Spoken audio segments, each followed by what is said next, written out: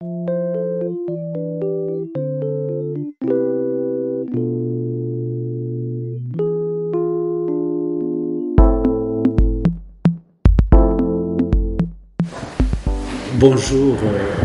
chers journalistes chevaliers de la plume. J'ai pensé que pendant ce petit moment, que nous puissions échanger avec vous sur nos activités à l'Assemblée nationale pendant la session ordinaire de mars, la session extraordinaire, c'est-à-dire un petit parcours à mi-chemin au début de ces vacances parlementaires qui ont commencé depuis le 19 juillet, jeudi de la semaine avant.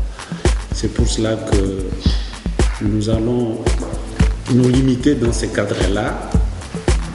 Bien sûr que les journalistes aiment toujours les choses actuelles, vivantes, entre autres la situation de l'Est, mais vous ne serez pas déçus dans la mesure où vous et moi, nous savons que ça c'est un sujet bien politique et que déjà le gouvernement, la présidence et l'Assemblée nationale se sont largement apaisantis là-dessus. Je pense que pour nous, l'essentiel, c'est un peu comme une rétrospective des activités de l'Assemblée nationale pendant ces moments forts, c'est-à-dire la session ordinaire de mars et la session extraordinaire de juin. Voilà en gros le cadre dans lequel nous avons échangé, chers amis chevaliers de la plume. Je vous remercie. Ma question porte sur la clôture de la session, ordinaire et même extraordinaire. Mais ce qui est curieux, les députés ont clôturé leur session sans faire une déclaration par rapport à la situation sociopolitique du pays. Quelle est votre lecture par rapport à ça? À moins que je ne me trompe, plutôt les députés se sont largement prononcés sur la situation politique du pays. Que ce soit pendant la session ordinaire ou la session extraordinaire qui venait de s'achever, je venais de le dire, le 19 juillet dernier. D'abord, au début, lorsque cette crise a éclaté, vous avez su que le caucus du Nord Kivu avait demandé la parole auprès de l'honorable président qui est la police de la plénière pour informer la plénière de la situation qui prévalait au Nord Kivu. Et c'est déjà une information pour laquelle la plénière avait pris acte et demandé à approfondir auprès de qui de droit. Ensuite, il y a deux députés, respectivement Martin Fayoulou et James Mulengwa, qui ont déposé des questions orales avec débat, respectivement au ministre de la Défense et au ministre de l'Intérieur. Ces questions avaient été débattues à cause de la sensibilité du problème, encore que les forces armées se trouvaient en front. Ces questions, dis-je, étaient débattues à huis clos. À l'issue de ces débats, la plénière a pris un certain nombre de résolutions qu'il a dû transmettre au gouvernement qui, au fait, gère la sécurité. Ce n'est pas l'Assemblée nationale qui gère la sécurité. Et puis, vous savez aussi que le président lui-même n'a ménagé aucun effort. L'honorable président Obé Minakou de l'Assemblée nationale n'a ménagé aucun effort. Il a eu à intervenir quand les occasions se présentaient sur ce problème de l'Est, que ce soit lorsqu'il est allé au 19e sommet de l'APLF à Bruxelles. Il s'est prononcé là-dessus. Il a même, avec les députés qui l'accompagnaient, arraché une résolution de solidarité au peuple congolais suite justement à ces problèmes. C'est aussi un acte de grande envergure à mettre à l'actif de l'Assemblée nationale. Et vous le savez, monsieur Oscar, journaliste Oscar, que lorsqu'on a clôturé la session extraordinaire, de nouveau, le caucus du Nord Kivu a pris parole par information et en donnant un mémorandum qui avait été lu publiquement par l'honorable président du groupe parlementaire, l'honorable président Kekondo Vila Kikanda. Vous avez à prendre sur le vif cette déclaration-là. Donc, ce sont autant des signaux forts qui témoignent que l'Assemblée nationale a vraiment été active dans cette histoire de l'Est. Et aujourd'hui, je vais terminer par là, si vous suivez la RTNC3 institution, le coordonnateur qui gère la cellule de communication de l'Assemblée nationale a fait circuler le micro baladeur, comme votre terme l'aime toujours, pour voir un peu quel est le point de vue ressenti que peuvent livrer les députés en ce qui concerne cette guerre de l'Est, et là avec le thème fort de la balkanisation. L'honorable Kamukuni, l'honorable Mwenze, autant d'autres. Vous suivez qu'actuellement, cette émission-là passée, rassembler tout cela montre justement qu'il y a eu effectivement la part active, même la déclaration des députés à ce sujet. Il y a eu aussi des questions ponctuelles, il y a eu des textes à légiférer. Comment est-ce que finalement vous établissez votre bilan depuis le début, jusque-là? Mais vous m'amenez peut-être à débobiner encore les discours de l'honorable président, que ce soit à la clôture de la session ordinaire ou à la clôture de la session extraordinaire. Néanmoins, la répétition est mère de la science. Nous disons que les deux sessions ont eu un bilan largement positif. Sur le plan, par exemple, de la production législative, ce qui est un des rôles essentiels de l'Assemblée nationale, produire des lois, nous avons voté le projet de loi modifiant et complétant la loi numéro 08/012 du 31 juillet 2008 portant principes fondamentaux relatifs à la libre administration des provinces. Nous avons voté le projet de loi des finances de l'année 2012. Nous avons également voté les projets de loi portant habilitation du gouvernement. L'Assemblée nationale, la plénière de l'Assemblée nationale a également voté la loi portant statut du militaire des forces armées congolaises. Et tout cela a été ramassé par l'honorable président, soit dans son discours de clôture de la session de mars, ou encore à la clôture de la session extraordinaire. Sur le plan de contrôle budgétaire, pas budgétaire, plutôt contrôle parlementaire, nous avons été en débat public avec le ministre de la Défense, le ministre de l'Intérieur, le ministre de Transport, le ministre de PTT. Alors, la liste est longue, pour ne citer que cela, je pense que c'était amplement suffisant. Un autre point fort de cette session, c'est l'évaluation du processus électoral par l'Assemblée nationale, tel que ça a été géré par la Commission nationale électorale indépendante. Et là, les journalistes en son temps ont pu avoir la totalité du rapport et les débats qui en est suivi.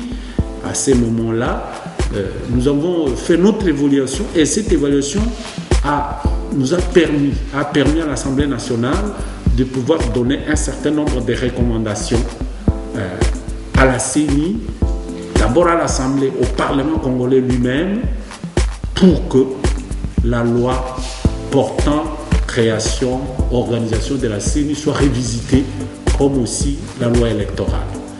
Et il a été aussi demandé au gouvernement de prendre toutes les dispositions nécessaires pour allouer les fonds pour le fonctionnement de la CENI à temps. Voilà, c'est une série de recommandations qui sont, je pense aussi déjà à votre portée. C'est celui qui voudra en avoir. Nous sommes là au niveau du bureau du cabinet des rapporteurs pour mettre ces documents à votre portée. Il n'y a pas de problème. Voilà un peu pour vous dire que le bilan de ces 2 sessions n'est pas mitigé. C'était un bilan largement positif. L'honorable président est revenu là-dessus lors des clôtures de ces sessions respectives. Et je pense que vous pouvez vous apaiser. Nous ferons mieux à la session prochaine. Au budget 2012, l'opinion publique estime que les députés se sont montrés assez sévères en revoyant à la baisse les prévisions faites par le gouvernement. Quel est votre avis là-dessus? Je n'ai pas un avis contraire à celui de l'Assemblée nationale dont je suis le porte-parole. C'est-à-dire que nous avons adopté qu'il fallait revoir ces budgets à la baisse parce que ce que le gouvernement nous avait présenté n'était pas très réaliste. Il y avait d'un côté un certain nombre de lois qui devaient encadrer les budgets pour rafluer au maximum les recettes et ces lois n'étaient pas encore votées. Alors il se fait que nous avons dû, par rapport aux lois existantes, être vraiment proche du réel en ramenant le budget de 1 milliard de moins. Mais les langues faciles ont reproché cela que non, l'Assemblée nationale voulait obstruer l'action du gouvernement dans la mesure où il fallait que ces budgets soient forts, grands, pour que l'on puisse réellement subvenir au social de la population. Mais autant, il faut dire vrai à la population, comme ça la population sait aussi se gérer en fonction de cette réalité, que de pouvoir nourrir un espoir qu'on n'atteindra jamais. Il faut que les rêves soient réalistes. Je voulais savoir, le bureau a exigé aux députés la descente sur terrain. La descente obligatoire sur terrain dans leur base. Qu'est-ce que vous attendez? Qu'est-ce que vous attendez concrètement? Ce n'est pas le bureau qui a exigé. Ce sont les instruments juridiques du Parlement qui demandent à ce que par an plutôt, il y a 3 sessions et il y a également 3 périodes de vacances. Les périodes de vacances permettent obligatoirement aux députés d'aller à sa base pour prendre contact avec la base, d'une part, afin de se saisir de la réalité dans laquelle la base se trouve et en faire aussi obligatoirement un rapport que l'on appelle le rapport de vacances. Ce n'est pas le bureau qui a exigé cela, c'est le fonctionnement même du Parlement qui a stipulé cela, que ce soit dans la Constitution ou dans les règlements intérieurs. D'où les députés, justement, sont en train de se préparer en conséquence, chacun pour regagner sa base afin de prendre contact avec la base. C'est plus ou moins ça ce que je peux vous répondre à cet instant ici. Nous y reviendrons lorsque ces députés-là reviendront des vacances. Peut-être avec vous, Madame Bibiche, nous allons compiler le rapport des vacances pour savoir à quel niveau se trouve le problème de nos bases respectives. J'ai 2 questions. La première, monsieur le rapporteur, l'opposition politique, l'opposition parlementaire accuse les bureaux des 2 chambres du Parlement d'être à la base du blocage pouvant les amener à choisir son porte-parole. Qu'est-ce que vous répondez à ceux qui vous accusent? Et puis la deuxième question, vous aviez parlé tout à l'heure du processus électoral, même de l'évaluation que vous avez effectuée ici au niveau de l'Assemblée nationale. Et j'aimerais savoir comment l'Assemblée nationale ou votre bureau procédera quant à cette restructuration de la CENI. Merci. Votre question porte d'abord sur le porte-parole de l'opposition. C'est un poste constitutionnel. Ça se trouve dans notre loi fondamentale. Malheureusement, je ne pourrais vous répondre avec satisfaction parce que moi, je suis de la majorité. Pour moi, le plus ultime porte-parole, c'est le président de la République, Joseph Kabila Kabange. Je pourrais simplement demander à l'opposition de s'assumer, de trouver très rapidement leur porte-parole. Là, je n'ai ni à donner le profil, ni à désigner quelqu'un à leur place. En ce qui concerne le problème, comment l'Assemblée nationale fera pour respecter, pour respecter tous les débats, tout ce qui a entouré l'évaluation du processus électoral, nous sommes un outil de contrôle. Nous avons donné les recommandations à chaque niveau. Nous contrôlons conformément à la Constitution. Ces recommandations-là, nous allons les suivre au niveau de ce que nous avons dit au gouvernement de faire, de ce que l'institution judiciaire devra aussi faire, de ce que l'institution CENI, l'institution d'appui CENI, devra aussi faire. À notre niveau, à nous, déjà, il y a des projets de loi de révisitation de la loi portant création et fonctionnement de la CENI qui sont sur nos bureaux et il ne reste qu'à attendre la session de septembre pour que nous puissions mettre en branle ces lois et commencer à les examiner dans la commission PAJ et enfin à la plénière.